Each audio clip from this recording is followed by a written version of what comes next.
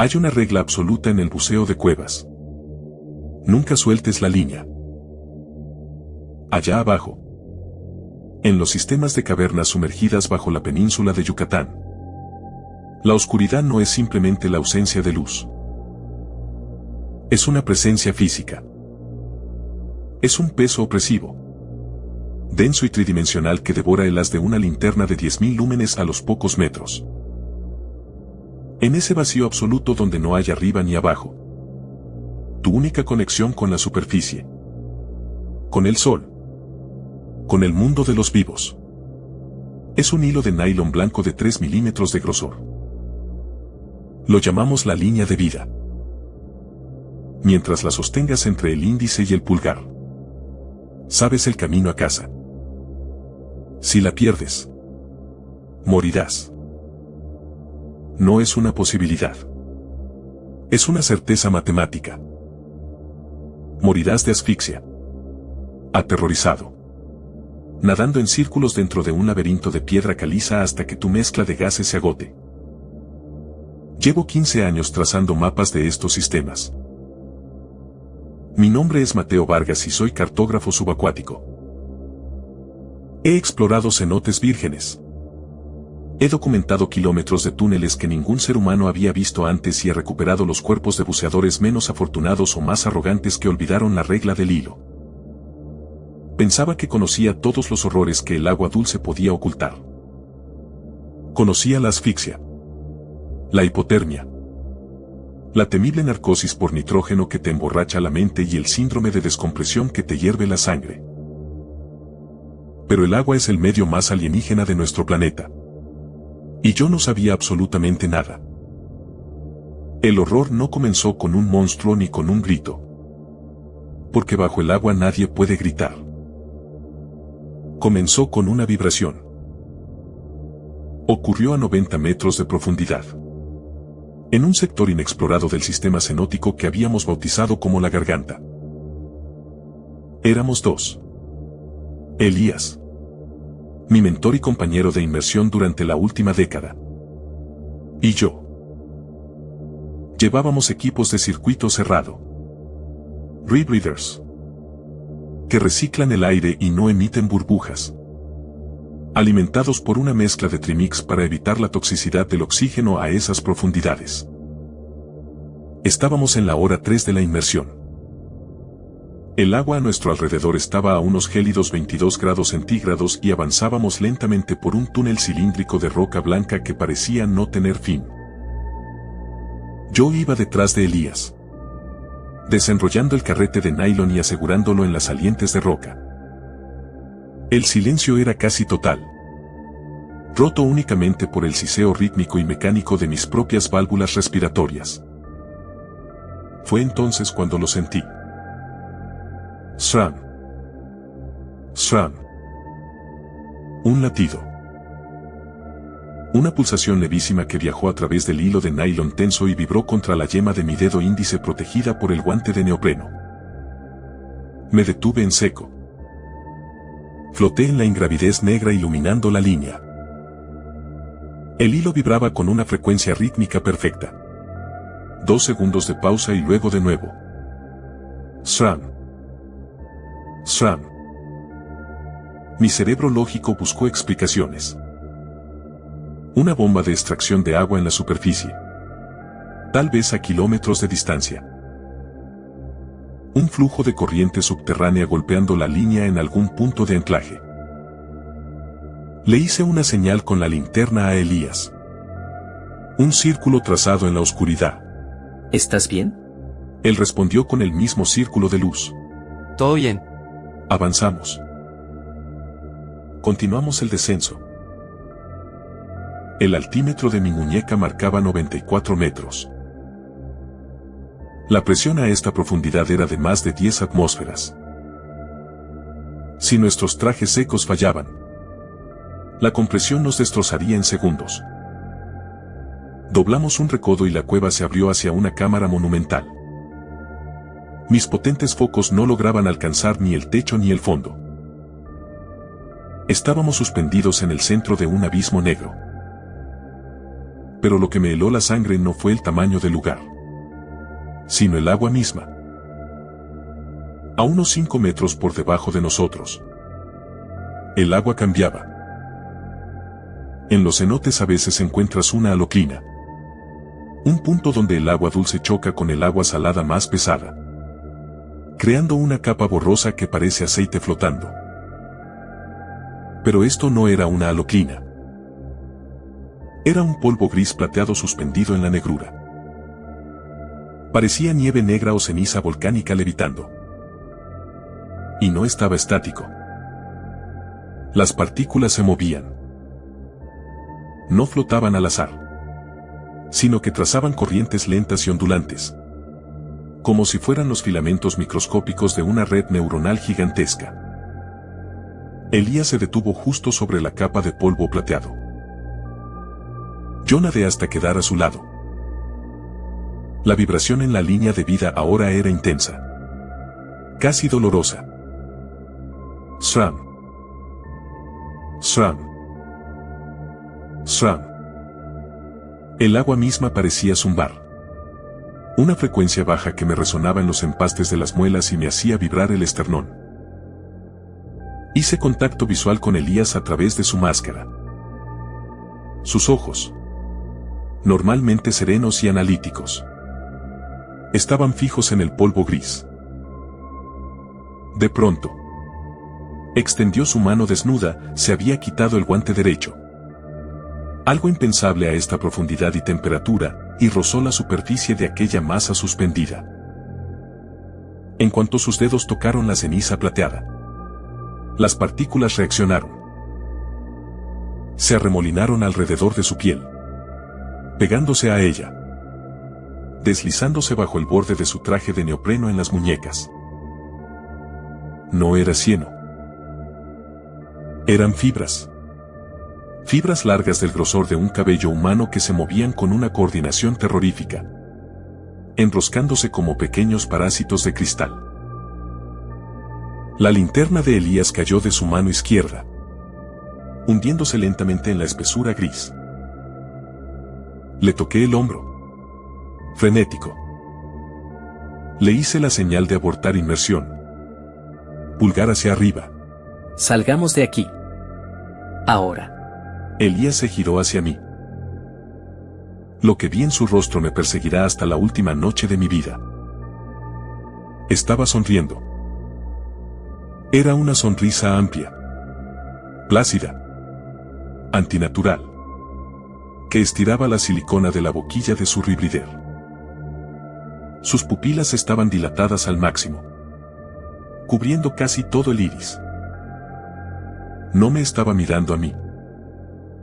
Estaba mirando a través de mí hacia algo hermoso que solo él podía ver. Lentamente, Elías levantó las manos hacia su rostro. Agarró la manguera de su regulador primario y tiró de ella. El agua helada inundó su boca al instante. Rompió el sello de su máscara, arrancándosela de la cara. El pánico primario me inundó. Un relámpago de adrenalina pura. A 100 metros de profundidad. Quitarse el regulador es un suicidio inmediato. Me abalancé sobre él, arrancando mi regulador secundario, mi fuente de aire de emergencia, e intenté forzarlo entre sus labios. Elías me rechazó con una fuerza brutal que no correspondía a un hombre de 60 años ahogándose. Me empujó por el pecho. Salí despedido hacia atrás, chocando contra una formación rocosa. Lo vi flotar frente a mí. No se estaba ahogando. No tosía ni convulsionaba por el reflejo espasmódico de la laringe. Sus ojos, abiertos en el agua salada, no parpadeaban. Estaba inspirando. Sus pulmones se llenaban de aquella densa agua plateada. Podía ver cómo las fibras grises entraban por su boca y su nariz, deslizándose hacia su interior como hilos vivos que buscaban anidar. Su piel comenzó a palidecer. adquiriendo un tono nacarado atravesado por tenues líneas oscuras bajo la carne que pulsaban al ritmo del latido. Sram. Sram. Se giró hacia las profundidades, hacia el corazón del abismo gris, y comenzó a aletear suavemente, descendiendo, fundiéndose con la red. Intenté ir tras él, pero al hacerlo mi hombro raspó contra la estalactita con la que había chocado. Sentí un desgarrón en la tela de mi traje seco. Agua gélida se filtró instantáneamente contra mi piel. Y con el agua entró eso. Fue como tocar un cable pelado de alto voltaje. Una descarga de frío eléctrico me subió por el brazo, directa a la médula espinal. Grité, ahogándome en mi propia boquilla. Instintivamente llevé mi mano al hombro. Podía sentir las diminutas fibras rasgando la epidermis, entrando en mi torrente sanguíneo, deslizándose por debajo de mis nervios. El pánico se dio lugar a algo peor. Una claridad súbita y cristalina. El zumbido en el agua desapareció. El frío desapareció. De repente, el abismo oscuro que me rodeaba se iluminó. Ya no era una cueva negra y opresiva. Era un túnel azul brillante bañado por una luz dorada y cálida que venía de arriba. Miré hacia lo alto y vi la superficie. Vi el reflejo del sol rizando el agua a pocos metros de distancia. Podía oír el canto distorsionado de los pájaros en la selva cruzando la barrera acústica del cenote. Podía oler, de una manera imposible considerando que respiraba aire embotellado, el aroma a tierra mojada y a resina de copal. Era perfecto. Era el fin de la inmersión. Solo tenía que nadar hacia arriba, hacia la luz del sol, y todo estaría bien. Quitarme el pesado equipo. Respirar el aire fresco. Levanté los brazos hacia la superficie brillante y di un aletazo. El agua era cálida y acogedora. Di otro aletazo. La luz se volvía más intensa. Sentía una paz embriagadora. Una euforia que me adormecía los músculos. Sue. Susurraba una voz en mi cabeza. Sonaba exactamente como la voz de Elías. Sue Mateo. Ya llegamos. Pero mi entrenamiento técnico de 20 años libró una última y desesperada batalla contra la química alterada de mi cerebro. Antes de quitarme el regulador como mis impulsos me dictaban ardientemente, bajé la vista hacia mi muñeca izquierda para chequear mi computadora de buceo.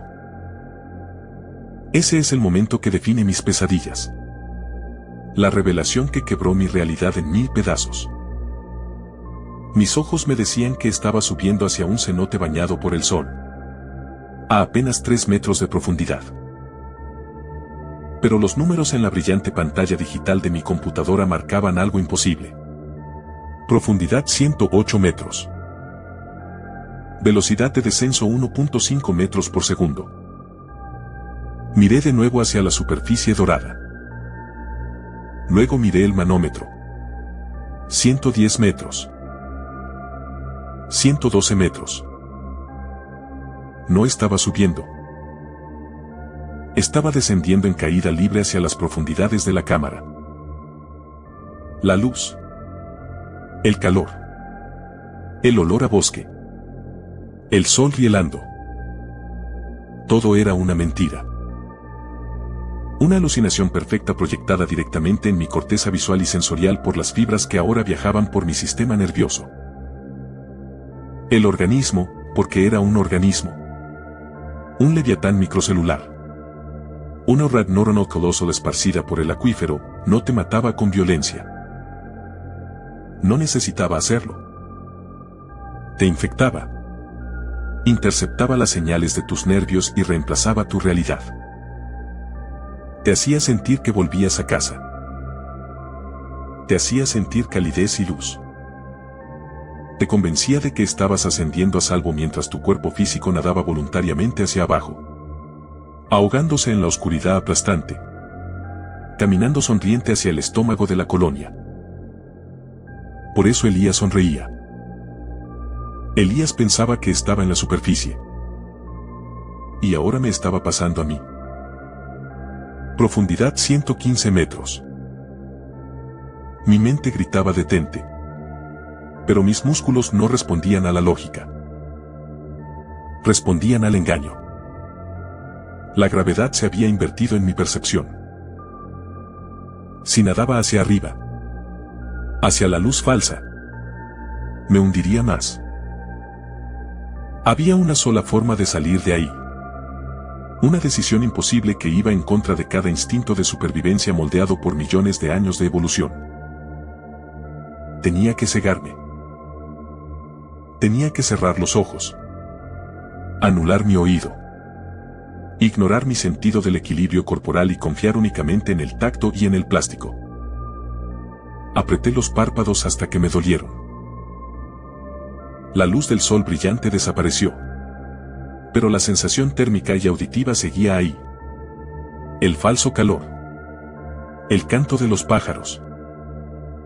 Extendí la mano derecha a ciegas por el agua vacía, trazando un arco ciego, entrando en pánico porque no encontraba nada.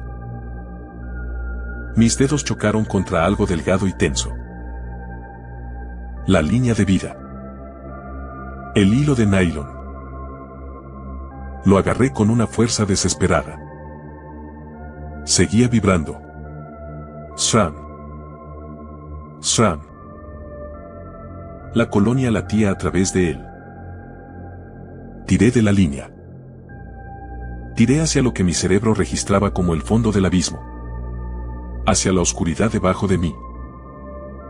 Inmediatamente el vértigo me asaltó. Mi oído interno y mis nervios infectados me enviaban señales de alarma atroces. Estás yendo hacia el abismo. Estás cayendo. El sol está arriba. El pánico fisiológico era insoportable.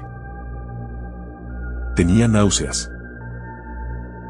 Cada fibra de mi ser me suplicaba que diera la vuelta y nadara hacia la luz. Pero la computadora vibraba en mi muñeca con alarmas de profundidad excedida. Tiré del hilo de nuevo, obligándome a arrastrarme hacia la profundidad percibida. Profundidad 114 metros. Estaba funcionando. Estaba subiendo físicamente, aunque mentalmente sintiera que me zambullía en un pozo sin fondo. Comenzó la escalada más larga y agónica de mi vida. Avanzaba a ciegas, jalando el delgado hilo blanco metro a metro. La red alienígena dentro de mí no se rindió fácilmente. Al ver que no cedía al falso sol, cambió de táctica. La alucinación se volvió hostil. Con los ojos cerrados, comencé a sentir cosas. Manos que me agarraban de los tobillos. El agua se sentía como ácido hirviendo. Oía la voz de Elías gritando en mis oídos, ahogándose, suplicándome que bajara a ayudarlo. Mateo. Por favor. Me quemo. No puedo respirar. Baja. Baja. Lloré detrás de mi máscara. Las lágrimas se mezclaron con el sudor frío. No abrí los ojos. No solté la línea.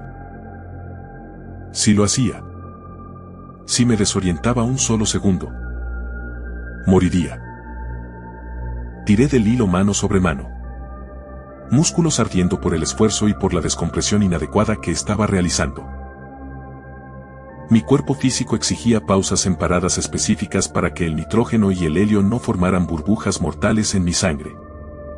Pero yo solo podía calcularlo palpando las marcas táctiles del hilo. Horas parecieron meses. La voz en mi cabeza pasó de las súplicas a la ira, aullando con una estática antinatural. Y luego gradualmente se desvaneció en un zumbido apagado. Un pitido agónico. El agua falsa hirviendo comenzó a sentirse fría de verdad. El vértigo se dio un poco. A los 6 metros de profundidad. Según los pitidos de mi computadora. Tuve que aferrarme a una roca y obligarme a hacer mi última parada de descompresión de 45 minutos. Abriendo un ojo. Apenas una rendija. Vi las paredes de piedra caliza de la cueva. Estaba a salvo.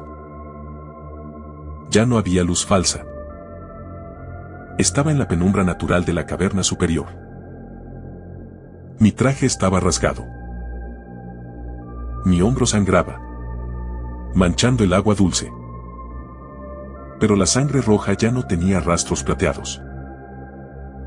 El frío extremo del agua superior, carente de la capa anómala, parecía haber aletargado a las fibras que habían penetrado mi piel. O tal vez habían muerto al alejarse de la colonia madre. Cuando finalmente emergí a la superficie del cenote en la selva y me quité el regulador en el aire sofocante de la tarde de Yucatán, no sentí alivio. Solo me quedé flotando, temblando incontrolablemente, abrazado al carrete de la línea como si fuera un náufrago aferrado a un trozo de madera. Pasé 6 semanas en una clínica en Mérida.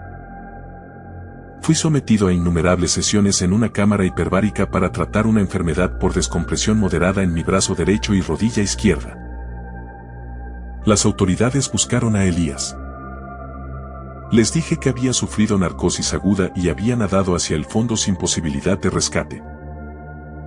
No bajaron más de 50 metros. Era demasiado peligroso. Lo declararon muerto por ahogamiento en espeleobuceo. Un accidente de rutina trágico pero predecible en nuestra profesión. A los médicos les mencioné las alucinaciones. Lo atribuyeron a la toxicidad del oxígeno profundo y al inicio del síndrome de descompresión, combinado con el estrés postraumático. El hilo plateado en la herida de mi hombro. Una fibra sintética del traje térmico inferior. Me mostraron análisis de sangre. Nada extraño. Nada alienígena. Nada imposible. Casi lograron convencerme. Casi llegué a creer que, atrapado en la oscuridad bajo presiones aplastantes, mi cerebro se había fracturado e inventado la nieve plateada y el falso sol para justificar la muerte de mi amigo. El cerebro humano hace cosas raras para protegerse de la culpa. Esta mañana los médicos me dieron el alta. Salí al húmedo calor de Mérida y tomé un taxi a un pequeño apartamento de alquiler en el centro de la ciudad para pasar mis últimos días de recuperación antes de volar a casa. Hace 1 hora entré al baño del apartamento. Me quité la camisa frente al espejo, observando la cicatriz rojiza en mi hombro derecho. El dolor físico casi ha desaparecido, pero el dolor sordo de la pérdida sigue ahí, hueco y constante. Abrí el grifo del lavabo de porcelana para lavarme la cara. El agua brotó con fuerza, fría y clara. Junté las manos formando un cuenco y dejé que el agua se acumulara. Iba a llevarla a mi rostro cuando mis manos se detuvieron a centímetros de mi boca. Mis ojos se enfocaron en el líquido tembloroso entre mis palmas. La península de Yucatán no tiene ríos en la superficie. No hay lagos tradicionales. Toda el agua dulce de esta región. El agua que se extrae para las ciudades. Para los hoteles. Para las duchas y los grifos. Proviene del subsuelo. Proviene de una intrincada red de miles de kilómetros de túneles interconectados. Un solo acuífero gigante de roca caliza porosa que actúa como una esponja colosal. Una sola masa de agua continua desde lo más profundo del sistema Yazmuul hasta el acueducto municipal. Miré el charco de agua en mis manos. Contra la luz amarillenta del baño. Algo captaba el brillo. Una partícula diminuta. Plateada. Delgada como un cabello humano. Estaba flotando. Pero no al azar. Trazaba un bucle lento, elegante y deliberado contra la corriente microscópica del agua en mi mano. El frío se instaló en mi estómago, más helado que el abismo de 100 metros. Sentí un hormigueo sutil en la cicatriz de mi hombro. Un latido fantasma. Entonces, sosteniendo el agua, la yema de mi dedo índice, justo contra la uña, comenzó a temblar. Una vibración levísima en el líquido. Sram. Sram. 2 segundos de pausa. Sram. Sram. Levanté la vista lentamente hacia el espejo. Mis ojos, normalmente marrones, me devolvieron la mirada. El iris derecho parecía ligeramente distendido y allí, cruzando la esclerótica blanca, apenas visible como un vaso sanguíneo pálido e infectado, latía un hilo plateado. No es que las fibras en mi sangre murieran al subir a la superficie. Es que estaban esperando reconectarse a la red. Y la red no está aislada en una cueva perdida en la selva. Cerré el grifo. El zumbido en mis oídos se hizo un poco más fuerte. En algún lugar muy dentro de mi mente, pude jurar que olía el aroma cálido de pinos y escuchaba la risa serena de Elías. Me di cuenta de la aterradora magnitud del problema. La colonia ha encontrado la manera de expandirse. No necesita ahogarnos a 100 metros de profundidad. Solo necesitaba a alguien que le sirviera de puente. Alguien que sobreviviera para sacarla de la capa salina profunda y la introdujera en la corriente ascendente del acuífero puro, donde fluye hacia las bombas de agua de la ciudad de Mérida. 600.000 habitantes. Cientos de miles de grifos. Duchas. Piscinas y vasos de agua. Me incliné sobre el lavabo. Me froté los ojos. Pero la línea plateada en el espejo no desapareció. El latido en mis dedos se sincronizó con mi propio pulso. Sram. Sram. Siento la habitación extrañamente cálida ahora. La luz artificial del baño comienza a adquirir un hermoso tono dorado, como un atardecer de verano.